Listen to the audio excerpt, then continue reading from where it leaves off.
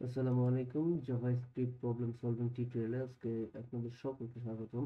তো আজকে যে প্রবলেম সলভিংটা দেখব সেটা হলো রাইট এ ফাংশন, অর্থাৎ একটা ফাংশন নিতে বলছে। যে ফাংশনটার কি নাম দিতে হবে কি is or, right a function name is or that takes an argument, অর্থাৎ একটা আর্গুমেন্ট থাকবে ওটার ভিতরে, and return true if the number is odd and false if it is not.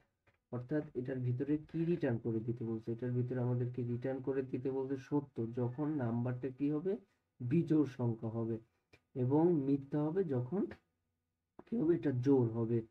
তো আচ্ছা, এটাকে আমরা যদি কোডের মাধ্যমে দেখি তাহলে আরো ভালোভাবে বুঝতে পারবো। তো চলুন এটাকে আমরা আমাদের সমস্যাটি সমাধান করে আসি।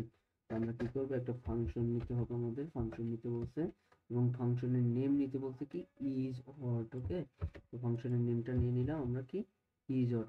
এখন দ্যাট টেক্স অন আর্গুমেন্ট, অর্থাৎ এটার ভিতরে একটা আর্গুমেন্ট নিতে বলছে। ওকে, আমরা একটা আর্গুমেন্ট নিয়ে নিলাম যার নাম দিলাম কি নাম্বার। তো এখন সরি, তো এখন এটাকে কি বলছে, রিটার্ন করে দিতে বলছে। তো রিটার্ন করে দিতে বলছে কি, রিটার্ন করতে বলছে যদি যদি নাম্বারটা বিয়োগ হয় তাহলে আমাদেরকে কি করবা, সত্য দেখাবো। আচ্ছা, আমরা এখন রিটার্ন করি, রিটার্ন করে দেই, রিটার্ন করে দিব কি, যদি নাম্বার, আমরা যে নাম্বারটা নিছি এই নাম্বারটাকে কি করা হয়, যদি 2 দিয়ে ভাগ করি তাহলে কি হবে, তাহলে যেন বিজোড় সংখ্যা হয়। আচ্ছা, এখানে একটু বোঝার ব্যাপার হলো, সেটা হলো কি, যদি আমরা এখানে যেটা যে শর্তটা দিয়ে দিছি, যদি 2 দিয়ে ভাগ দেই, ভাগ দেওয়ার পরে যদি ভাগশেষ আমাদের কি আসে, 0 আসে বা জোড় সংখ্যা আসে, তাহলে হবে কি, এটাকে ইভেন নাম্বার হবে। কিন্তু আমাদের এখানে কি বলছে, যে যদি 2 দিয়ে ভাগ দিই তাহলে আমাদেরকে হতে হবে কি অড নাম্বার, অর্থাৎ বিজোড় সংখ্যা হতে বলবে। এই শর্তটাকে আমাদের কি বলতে দিছে, বিজোড় সংখ্যা দিতে বলছে। এই জন্য কি করতে হবে, যদি 2 দিয়ে ভাগ দেওয়ার পরে সমান না হয়, অর্থাৎ এই চিহ্নটার মানে হলো যদি সমান না হয় তাহলে আমাদেরকে করে দিবা ট্রু, এবং যদি সমান হয় অর্থাৎ যদি জোড় সংখ্যা হয় তাহলে আমাদেরকে করে দিবা ট্রু, সরি, করে দিবা ফলস।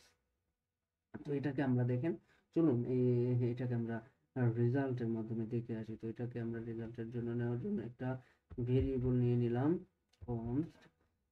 ভেরিয়েবল কেন নিলাম, আচ্ছা, আমরা এখানে এই নাম্বারটাকে পাওয়ার জন্য আমাদেরকে কি করতে হয়, এটাকে এখানে কল করে দিতে হয়। তো ইজ অড নাম্বার কত, ধরেন আমরা কি করলাম, নাম্বার 7, যেহেতু 7 একটা বিজোড় সংখ্যা, ওড সংখ্যা, তো এটা যদি 7 নেই তাহলে আমাদের এখানে ঘটনাটা হবে সত্য।